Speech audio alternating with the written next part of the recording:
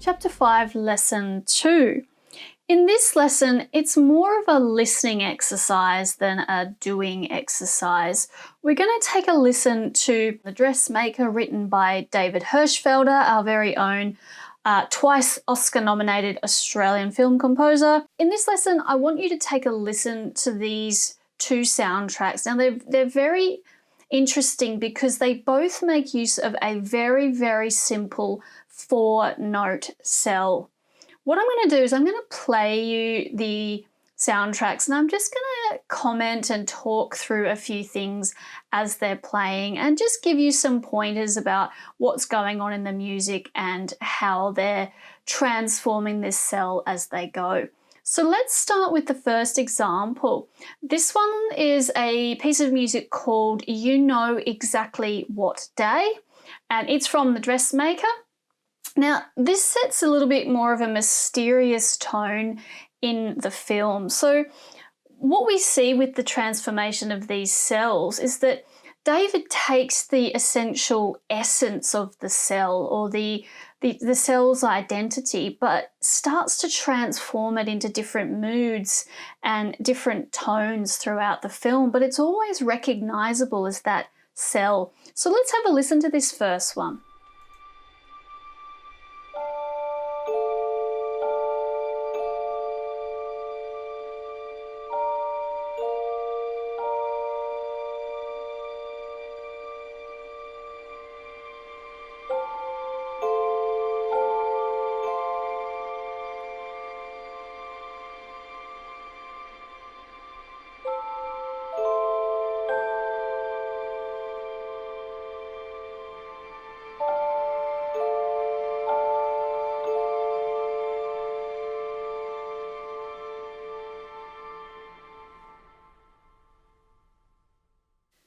Okay, so it's a very simple statement of the cell. What's actually going on there?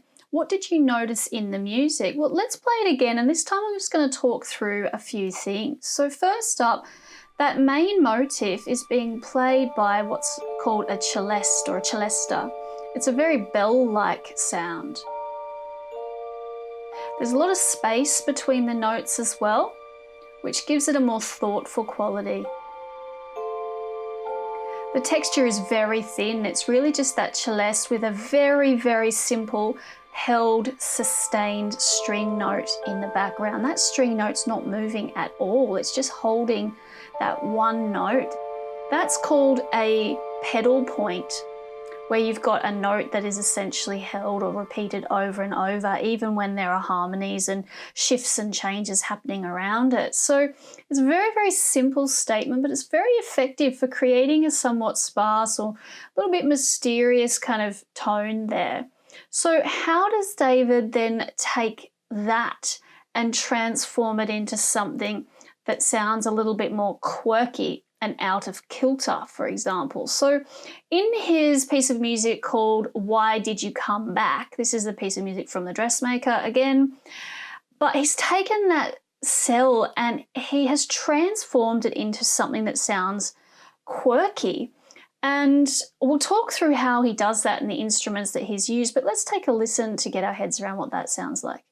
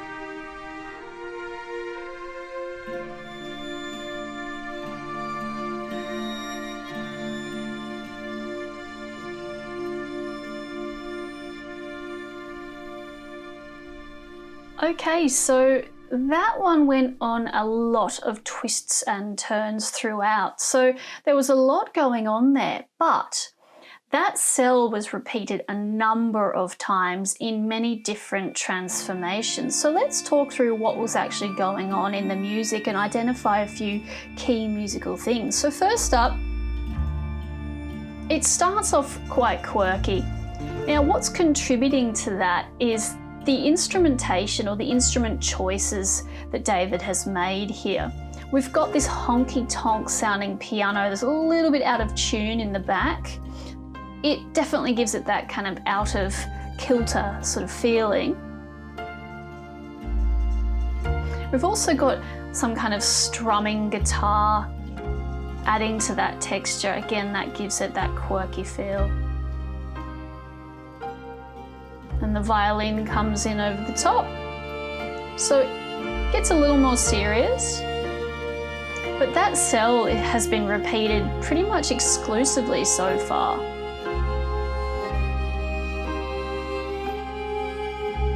Now that's a tremolo on the strings. That's a rapid alternation of the bow, which can give it a bit of a rumbly feeling. It almost feels like a storm's coming now or something. That's a string harmonic, those really high notes. Now, this feels like a change in mood. We've moved downwards in terms of register. We're much lower on the piano now. And the cell has almost taken, there's some juicier notes added to it. So there's a few notes that have been substituted. It still has the same rhythm and the same kind of shape, but there's a few more menacing notes that have been thrown in there. We've got that repeating string in the background on that repeated note, giving it some menacing qualities. You can hear the tubular bells striking, which give it a kind of almost a Western feel. Little counter melody there, which adds a little bit more flavour. And these kind of cascading passages on the piano.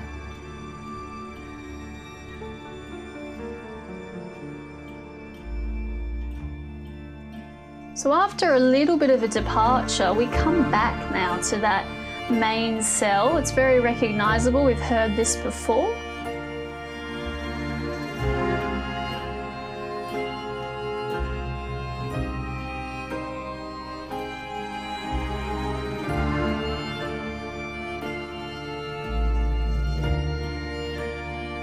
And we've got some more of those string tremolos there, those rapid bowings, to give it a slightly different colour. Okay, and then we return to that departure here again. Earlier it was played on the low register piano. Here it's played on the string. So it's essentially a cut and paste, but we're just changing the instruments that are actually playing those notes. And then we return to a statement of that cell in those high-pitched string notes there. So they're the string harmonics. And that's essentially it. So David's really developing that original cell and taking it on a little bit of a menacing journey in the middle of that track. But really, we can link it all back to that original cell. Now, David takes this cell on a number of different journeys throughout the film. The next one is an example of transforming this cell into something that's far more fun and cheeky and playful in nature. So let's have a listen to how David has transformed this cell in this next example.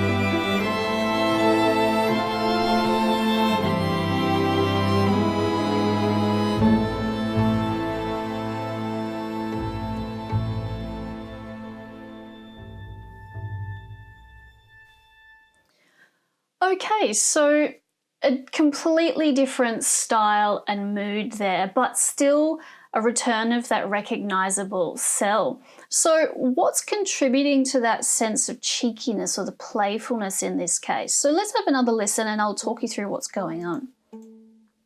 So first up, we're using pizzicato strings. That's where you're plucking the strings instead of bowing them. This is used all the time in comedy, musical, light-hearted scores, so it's a really common technique to use for something more playful and fun.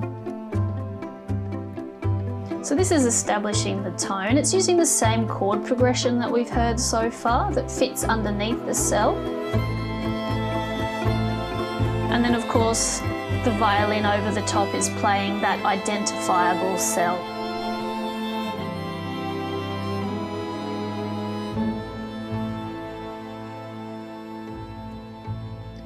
And really, that's essentially it.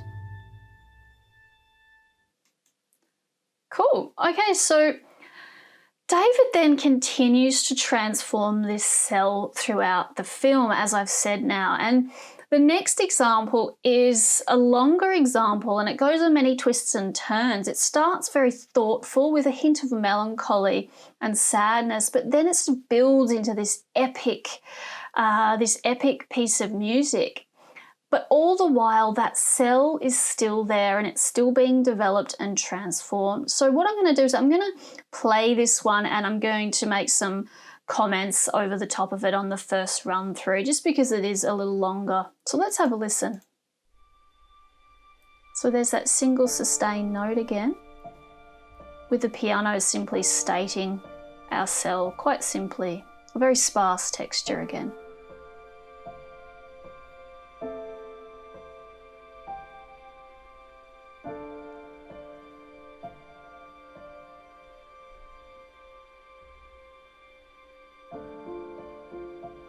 Okay, so he's adding a little bit of momentum by adding an extra note into the left-hand piano part. And same here, he's using an Alberti bass, which is sort of an arpeggiation of the chords, which gives it a little bit more movement and energy. And then the slower moving strings actually play a statement of the cell, but in half time.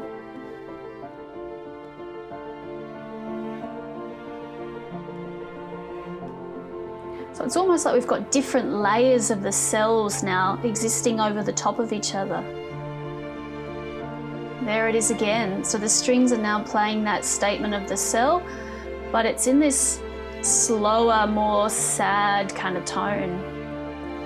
Meanwhile, the piano in the background is playing the cell at a faster speed.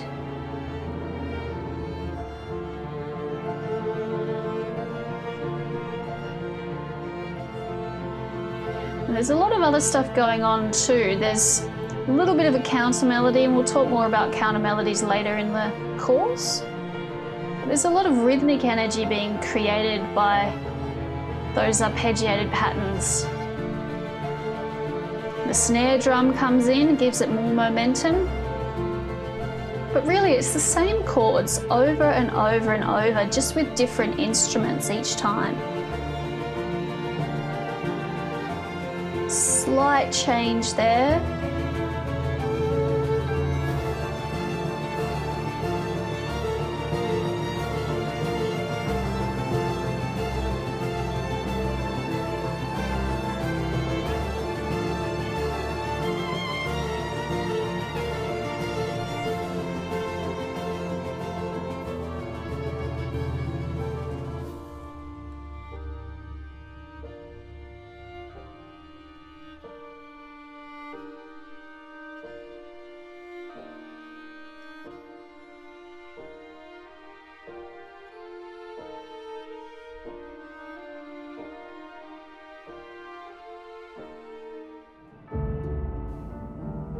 So there's a little bit of a departure there. And this is really just building a little bit of darkness. So it's really just noodling around here on a chord, sort of building a little bit of anticipation. Okay, we can hear that cell again. It's very subtle.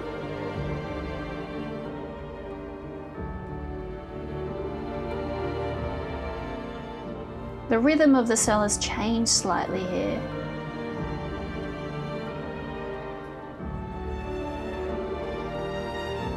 And there it is again in that top string line. Again, the rhythm's changed a little bit now, but it's still recognizable.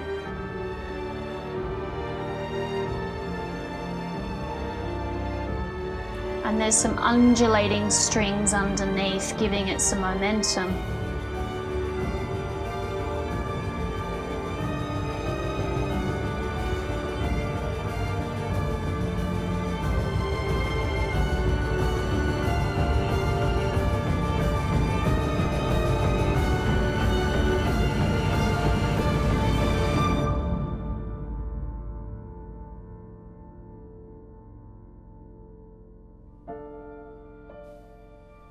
And then quite an obvious return to our original cell in a very, very stripped back, simplified statement.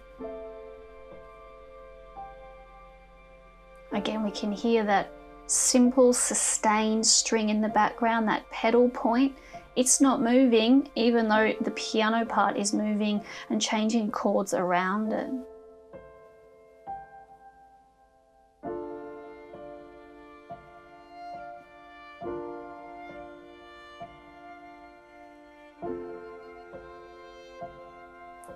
So basically a very lonely sounding string has entered to play that cell along with the piano. And now a cello's entered as well.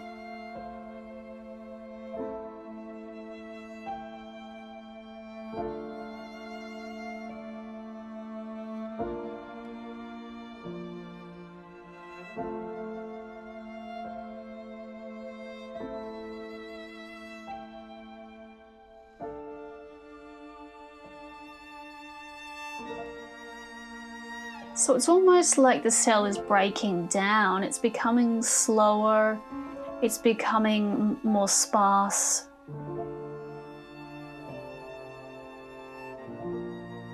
These descending phrases have been introduced, so that always has a sadder tinge to it. And it's moving down the piano as well. Again, sort of falling into the depths of sadness. Some very simple sustained strings in the back there, just giving it a little bit of darkness.